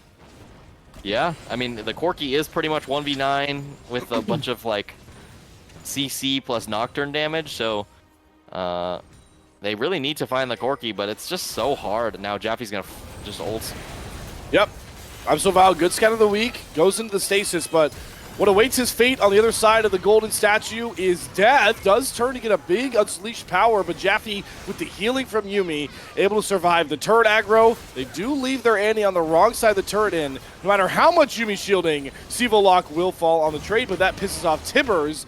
Meanwhile, what the hell is going on mid lane? Utility Monster thinks he can just solo out a Nexus turret with one spell shield, and he found out that was a wrong take. Whack. That's all I gotta say there, whack. I've never seen a Nocturne split like that. That's crazy. Does go down. The Corki is still Thanos, which is good to know. 5k gold up on the opposing laner. Casual. And Jack's casual 3k gold up on the opposing laner, but, you know, you'd much rather have a 3k down Malphite than a 5k down Ashe. Oh, yeah. So, yeah, this is looking pretty dangerous here. And the Jax just doesn't have damage. I don't think you can ever kill the Corki on your own. You need help with the Syndra, and Syndra then has to walk forward to commit onto the Corki to actually click R. It's a really tough position to actually find, and they don't really have the agency in their comp. The main engage is a Blitzcrank hook, or Xin Zhao just flailing his body in. So, but he just gets melted. So at this point, so anybody that's it's a hook or an arrow. That's really what I think will get Jeff God Gamer killed. Yeah, they are in the area. QERW might be able to land a hook to set something up, but no one's in the area. That was 4 auto attacks, and is going to bait in Scootin. Sky of the Week not going to land on the side from I'm So Vile. Jeff God Gamer once again playing towards his unmortal-like status. Triple kill already. Do they try and give him the penta? Nah, who needs to play for that? This is stakes of a first series win for Yuumiversal basic income.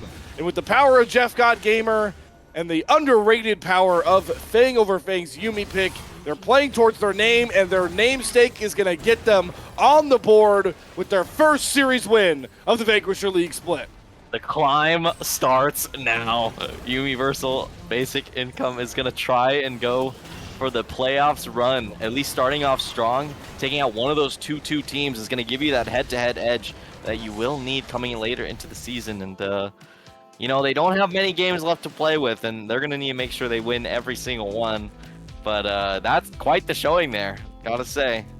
Exactly, and I'm glad you reinforced that point. If you joined late, you maybe didn't hear it. I know we do have a really cool graphic that I'm sure Chris can throw up at some point here, but the standings have now switched a little bit.